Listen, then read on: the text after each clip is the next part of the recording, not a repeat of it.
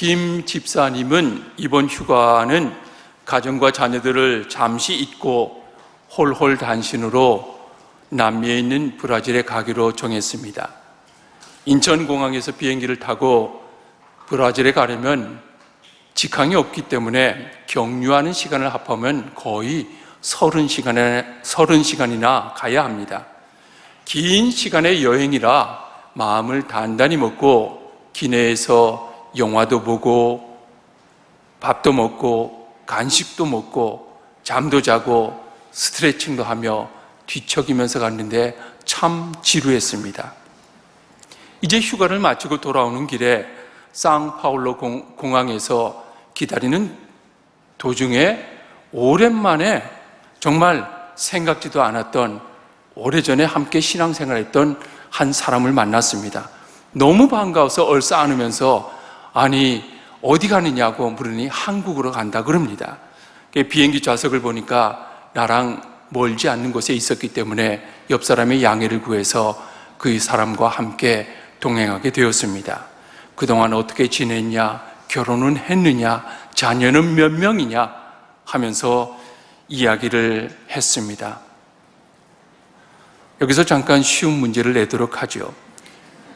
김 집사님은 휴가 기간 동안에 30시간이나 되는 비행기를 왕복으로 왔다 갔다 했는데 어느 쪽 비행 시간이 짧았을까요? 1번 휴가 가는 길, 2번 돌아오는 길, 3번 똑같다, 4번 A 모르겠다. 몇 번입니까? 2번이에요. 그렇습니다. 물리적 시간은 똑같았지만은 심리적 시간은 굉장히 짧았습니다. 돌아오는 길에 오랜 시간 비행기를 타고 왔지만은 전혀 지루하지 않았습니다. 행복했어요. 즐거웠어요. 내 마음을 알고 나와 함께 신앙생활을 했던 사람과 이야기를 하다 보니까 시간이 너무 빨리 지나갔습니다. 사랑하는 성도 여러분, 우리의 신앙생활도 이렇게 즐겁고 재미있고 대화하면서 시간이 언제 가는 줄 모를 정도로 하는 그러한 방법이 있다면 얼마나 좋을까요? 오늘 그 방법에 대해서 이야기하려고 합니다. 그것은 기도입니다. 기도는 친밀성과 관계가 있습니다. 친구와 이야기하듯이, 어머니와 대화하듯이 우리 마음속에 있는 이야기를 하나님과 나누는 것입니다. 그래서 기도는 쉬운 말로 하나님과 대화라고 말합니다. 하나님과 대화를 친구와 이야기하듯이 하는 사람이 있고 엄마에게 시시콜콜 다 이야기하는 사람이 있는 반면에 대충 안부 인사만 묻고 침묵으로 일관하는 그러한 사람들도 있습니다. 마음속에 있는 이야기를 하기 위해서는 먼저 하나님과 우리와의 관계를 살펴보아야 합니다. 하나님은 우리를 창조하시고 죄로 인하여 하나님과 완전히 멀어진 우리를 위하여 아들 예수님을 이 땅에 보내시고 십자가에서 우리의 죄를 대속해 주셨습니다. 그래서 누구든지 예수님을 믿으면 하나님을 아버지라고 부를 수 있는 관계를 형성시켜 주셨습니다. 그래서 우리는 하나님을 아버지라고 부릅니다. 우리들은 하나님을 아버지라고 부르는데 별로 꺼리낌이 없어요. 그런데 예수님을 처음 믿은 사람들은 기도하려고 할 때 가장 큰 고민이 무엇인 줄 아십니까? 호칭이에요. 호칭. 하나님을 하나님이라고 부르는 것은 어느 정도 가능하지만은 하나님을 아버지라고 부르는 것은 굉장히 어색하고 힘이 듭니다. 아니 우리 아버지가 버젓이 살아계시는데 하나님을 아버지라고 부른다? 이 어색한 관계를 이해하지 못하고 새신자에게 기도하라고 하면은 기도 시간은 정말 힘든 시간이 될 것입니다. 그러나 우리가 성령을 받고 하나님을 아버지라고 부를 수 있는 그러한 관계가 형성되었을 때에는 기도하는 것이 힘들거나 두렵지 않게 되는 것입니다. 오히려 무슨 일이든지 하나님과 대화하려고 할 것입니다. 자녀가 힘든 일을 당할 때 가장 먼저 도움을 요청할 수 있는 것이 부모와 자녀와의 관계입니다. 보이스피싱 사건 중에 문자로 가장 많이 속았던 내용이 무엇인 줄 아세요? 엄마, 나 핸드폰 잃어버렸어. 결제 한 번만. 아빠, 핸드폰 고장났는데 신용카드 앞뒤로 복사해서 한 장 해줘. 옆에서 보면 분명히 이것은 사기 전화인 줄 알고 있는데 부모는 이런 메시지 받으면 가슴이 콩당콩당 뜁니다. 외출한 자녀에게 어떤 일이 벌어졌는지 궁금하고요. 학원 가는 길에 사고가 났는지 궁금합니다. 부모는 자녀에게 어떤 일이 일어나면 머뭇거리지 않고 당장 달려가서 해결해 주려고 합니다. 부모는 자녀에게 무슨 일이 일어나면은 가장 먼저 손 내밀고 대책을 마련해 주는 것입니다. 하나님과 우리와의 관계도 동일합니다. 우리 오늘 말씀 33절, 34절 말씀 다시 한번 읽겠습니다. 시작. 베드로와 야고보와 데리고 가실새 심히 놀라시며 슬퍼하사 말씀하시되 내 마음이 심히 죽게 되었으니 너희는 여기 머물러 깨어 있으라 하시고. 아멘. 예수님은 이 땅에 오셔서 가장 힘든 시간을 맞이하고 있습니다. 내가 십자가에서 죽어야만 세상 죄를 대속할 수 있다는 것을 아셨지만은 십자가의 고통도 아셨습니다. 이제 그 시간이 점점 다가오고 있습니다. 예수님은 이 땅에 사람으로 사시면서 십자가를 피하고 싶은 마음이 정말 간절했습니다. 왜냐하면 십자가의 길은 사람이 감당하기에는 너무나 힘들고 어려운 길이기 때문입니다. 사람들에게 모욕과 비난을 받아야 하고 침뱉음을 받아야 하고, 그리고 많은 사람들이 구경하는 가운데 십자가에서 발가 벗겨지는 수치도 당해야 됩니다. 이뿐입니까? 채찍에 맞는 고통과 못 박히는 고통과 옆구리에 창으로 찔리는 고통이 기다리고 있습니다. 이 고통의 시간이 무려 6시간이나 계속될 것을 아셨습니다. 세상죄를 속하기 위해서 예수님이 오셨지만은 왜 이렇게 고통스러운 시간을 보내야 하는가? 이것만이 해결책인가? 그냥 십자가는 패스해버리고 다른 방법은 없을까? 예수님은 이런 고민이 있으셨던 것입니다. 예수님이 인간으로 태어나신 것만으로도 얼마나 많은 희생과 손해를 보고 있는데 굳이 십자가를 져야 하는가? 예수님은 십자가를 생각하니 혈압이 올라가고 맥박이 뛰고 얼굴이 하얗게 변합니다. 십자가는 예수님에게 엄청난 스트레스를 가져다 주었습니다. 예수님이 십자가를 생각하면서 받은 스트레스의 지수를 이렇게 표현하고 있습니다. 내 마음이 심히 고민하여 죽게 되었으니. 고민하여 죽게 되었으니. 죽을 정도가 되었다고 하는 것은 최고의 스트레스를 받고 있는 것입니다. 만병을 일으키는 것 중에 하나는 스트레스예요. 다른 사람이 나를 비난하고 나에 대한 말을 했을 때 스트레스가 올라갑니다. 누군가가 내 인격을 모독하고 수치를 주면은 스트레스 또한 받게 됩니다. 물리적으로 폭력을 당하거나 고통을 당해도 스트레스가 요동칩니다. 이것이 우리에게 다가오게 되면은 밥맛을 잃게 되고요, 소화도 되지 않고 위염과 위장염이 생길 가능성이 훨씬 높아지게 됩니다. 설사나 변비도 동반되기도 하고 손발이 차가워지고 삶의 의욕이 없어집니다. 이것이 바로 십자가를 생각하는 예수님의 모습입니다. 십자가를 지는 것이 이 땅에 온 목적이라는 것을 알고 계셨지만은 십자가를 생각하니 감당하기가 어렵습니다. 사랑하는 성도 여러분, 여러분은 스트레스가 쌓이면 어떡합니까? 잠을 잔다고요? 끊었던 술을 마신다고요? 아니면 먹는 것으로 채운다고요? 예수님은 최고의 스트레스를 받고 이것이 나를 억누르고 있었을 때 어떻게 하셨는지 성경을 한번 살펴보겠습니다. 35절 말씀 한번 읽겠습니다. 35절 시작. 조금 나아가사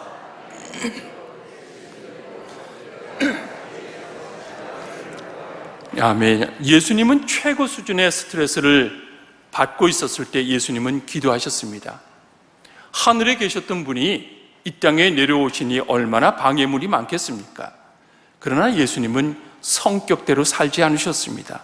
하늘의 권세와 힘을 가지고 있었지만은 그것을 사용하지 않으시고 기도하셨습니다.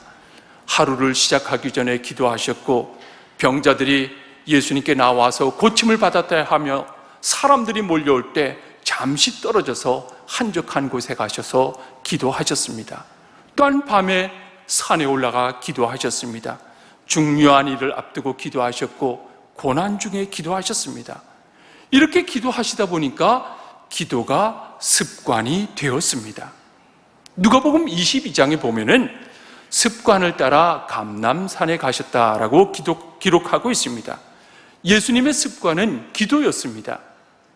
여러분의 습관은 무엇입니까? 속이 상할 때, 사업이 안 될 때, 몸이 아플 때, 남에게 말하지 못할 일들이 생겼을 때 여러분은 어떤 일을 하십니까? 우리에게 닥쳐지는 많은 일을 극복하는 길은 하나님 앞에 나아가 기도하는 것밖에 없습니다. 기도하면 하나님이 들으십니다. 저와 여러분의 습관이 기도가 되기를 소망합니다. 예수님은 땅에 엎드려 하나님께 기도합니다. 이것은 마치 임금 앞에 신하가 엎드린 것과 같습니다. 신하가 왕의 권위에 복종한다는 표시로 땅에 엎드리듯이 예수님은 하나님 앞에 엎드렸습니다. 하나님 말씀하시면 그대로 복종하겠다는 표시로 바짝 엎드렸습니다. 우리 36절 말씀 읽겠습니다. 36절 시작. 이르시되 아빠 아버지여, 아버지께는 이 가능하오니 이 잔을 내게서 옮기시옵소서. 그러나 나의 원대로 마시옵고 아버지의 원대로 하옵소서 하시고. 아멘. 예수님은 하나님의 사랑을 신뢰하면서 정말 친근하게 하나님을 부릅니다. 뭐라고 불렀습니까? 아빠 아버지요. 마치 아이가 아버지를 부르듯이 아빠 아버지 하고 부릅니다. 여러분 한번 생각해 보세요. 이 세상에 어떤 종교가 자신이 믿고 있는 신을 향하여 아버지라고 부를 수 있는 그런 신이 어디 있습니까? 경배의 대상이며 삶의 궁극적 목적이 되는 절대자를 향하여 아버지라고 부를 수 있는 종교가 어디 있습니까? 없습니다. 아빠라고 아버지라고 부를 수 있는 분은 하나님밖에 없습니다. 우리는 기도할 때 수많은 수식어를 앞에 붙습니다. 전능하시고 위대하시고 무소부재하시고 전능하시고 위대하신 능력이 많으신 많은 것을 붙이고 다른 종교의 기도문에도 앞에 많은 수식어를 붙게 됩니다. 그러나 아빠를 부를 때에는 아무런 수식어 붙이지 않아도 됩니다. 아빠란 단어는 다른 어떤 수식어가 필요한 것이 아니라 내 곁에 계시고 내 아이 힘이 되어주시고 언제나 내 편이 되어주시는 단어가 바로 아빠입니다. 친밀감의 결정체가 아빠입니다. 여러분 혼자 기도하실 때 다른 말 먼저 하기 전에 아빠 하고 잠깐만 기도를 멈춰보세요. 아버지 되신 하나님의 손길이 우리를 어루만지실 것입니다. 아버지 되신 그 하나님의 든든함이 몰려오게 됩니다. 그냥 기대고 싶어요. 아빠 품에 안겨서 세상 근심 다 내려놓고 한잠 푹 자고 싶은 마음이 있습니다. 이것이 아빠가 주는 친밀감입니다. 예수님은 기도할 때마다 하나님을 아버지라고 불렀습니다. 아빠 되신 아버지께 정말 솔직하게 말합니다. 어린아이 버전으로 얘기하면요, 아빠는 힘이 있잖아요. 나 십자가 지기 싫어요. 아빠 힘으로 좀 십자가 지지 않게 해주세요. 예수님은 이렇게 점잖게 기도합니다. 아빠 아버지요, 아버지께서는 모든 것이 가능하오니 이 잔을 내게서 옮기시옵소서. 얼마나 솔직합니까? 이 잔을 옮기면, 십자가를 내가 지지 않으면 예수님은 이 세상에 오신 목적이 없어지게 되지는데, 그럼에도 불구하고 아빠 되신 하나님께 정말 솔직하게 마음을 전합니다. 기도는 이렇게 속마음을 이야기하는 것입니다. 여러분, 하나님께 나와서 하나님 정말 힘듭니다. 하나님 죽겠어요. 하나님 나에게만 왜 이런 일이 벌어집니까? 하나님 도와주세요. 그러한 이야기하고 싶지 않습니까? 그런 마음을 주님 앞에 내려놓아야 하는 것입니다. 여기서 잠깐 생각해야 될 것은 아빠 되신 하나님의 마음입니다. 하나님이 예수님의 기도를 들으시고 마음이 어떠셨을까요? 아들이 힘들어서 아빠를 부르는 그 소리를 듣는 아버지 하나님의 마음은, 하나님의 얼굴은 볼 수 없지만은 아들보다 더 찢어지는 고통을 가지셨을 것입니다. 아들은 기도하면서 땀이 핏방울같이 흘렀지만은 아버지 하나님의 마음속에는 창자가 끊어지는 아픔을 가지고 아들을 바라보고 계셨습니다. 물끄러미. 하지만 기도가 습관이 되신 예수님은 여기에 그쳐지지 않고 36절 하반절에 봅니다. 그러나 나의 원대로 마시옵고 아버지의 원대로 하옵소서. 예수님의 소원은 살고 싶은 것입니다. 사람의 소원 중에 가장 큰 것은 삶에 대한 욕구인 것입니다. 그러나 예수님은 이 소원마저 하나님께 맡깁니다. 나의 원대로 마시옵고 아버지의 원대로 하옵소서. 우리에게는 얼마나 소원이 많이 있습니까? 하지만 이 모든 소원을 아버지의 손에 맡기는 것, 아버지의 뜻에 맡기는 것, 이것이 기도의 진수이며 기도의 꽃입니다. 우리는 기도를 통하여 아버지 뜻에 순종하는 법을 배워야 합니다. 내 뜻대로 마시옵고 아버지의 원대로 하옵소서. 기도는 하나님 앞에서 나의 모든 것을 포기하는 것이에요. 내 능력보다는 하나님의 능력이 더 크심을 믿는 것이고, 내 통찰력보다는 하나님께서 미래를 바라보는 눈이 더 크심을 믿는 것이고, 나의 모든 것을 맡기는 자유를 얻는 것이 바로 기도입니다. 내 뜻을 내려놓고 하나님의 뜻에 맡기는 것이 쉽습니까? 절대 쉽지 않습니다. 우리는 어떻게 해서든지 내 뜻이 이루어져야 되고 내 의견이 상정되어야 되고 내가 주인공으로 서야만이 만족하는 것이 사람의 본성입니다. 자연스럽게 순종하고 복종하는 것이 아니에요. 그래서 우리는 기도해야 합니다. 하나님의 뜻에 순종하기 위해서는 기도의 훈련을 받아야 되고 그 훈련을 지속적으로 해 나가야 되는 것입니다. 기도함은 죽기까지 순종할 수 있는 힘을 얻게 되는 것입니다. 예수님이 십자가에 죽으신 것은 로마 사람들의 무력에 의해서 죽은 것이 아닙니다. 가룟 유다의 배신 때문도 아니고 유대인들의 잘못된 판단 때문도 아닙니다. 예수님은 로마 군병과 유대 모든 사람들을 이길 수 있는 힘이 있었지만은, 그러나 기도를 통하여 하나님의 뜻에 순종하며 십자가를 지신 것입니다. 기도하면 하나님과 친밀해집니다. 기도하면 하나님의 능력을 알게 되고 하나님을 하나님으로 모실 수 있는 강한 지혜를 얻게 되는 것입니다. 그래서 기도는 내 힘으로 하는 것이 아니라 하나님의 능력을 주셔야 기도할 수 있게 되는 것입니다. 어떻게 하나님의 능력을 받을 수 있는가 하면은 하나님의 말씀을 붙잡고 기도해야 합니다. 기도할 때 말씀 없이 기도하면 약해집니다. 힘들어요. 그래서 기도는 나의 의지로 하는 것이 아니라 말씀을 붙잡고 기도하게 되면은 기도할 수 있는 힘을 얻게 되고 동력을 다시금 갖게 되는 것입니다. 예수님은 밤을 새워서 기도하고 있었지만은 제자들은 예수님이 3번씩이나 가서 깨울 만큼 피곤함에 못 이겨서 잠을 자고 있었던 것을 보게 됩니다. 왜 예수님은 밤을 새워가면서 기도할 수 있었고 왜 제자들은 기도하지 못했습니까? 인생의 목적이 달랐기 때문입니다. 제자들은 하나님의 뜻보다는 여전히 자신들이 가지고 있는 야망이 있었습니다. 예수님을 따르면서도 자신이 영광스러운 자리에 앉기를 원하는 것이 목적이었던 것입니다. 우리가 하나님의 영광을 위해서 산다고 말하면서 기도하지 않습니다. 그것은 굉장히 앞뒤가 다른 그러한 모습인 것이에요.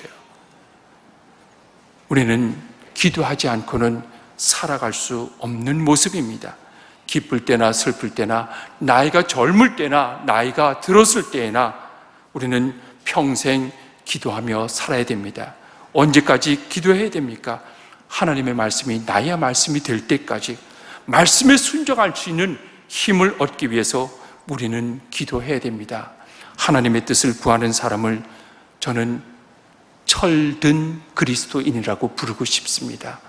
어린아이처럼 내 뜻만 이루어달라고 하는 땡깡 쓰는 기도가 아니라 이제는 나의 땡깡도 하나님께 맡기고 이제는 하나님의 뜻에 순종할 수 있는 힘을 달라고, 순종할 수 있는 마음을 달라고 기도하는 모습이 되어야 할 것입니다.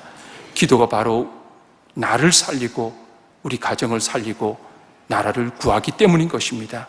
우리 모두 하나님께 기도하면서 하나님과 친밀한 관계를 가지고 하나님의 뜻대로 살아갈 수 있는 은혜가 함께하기를 간절히 기원합니다. 기도하겠습니다.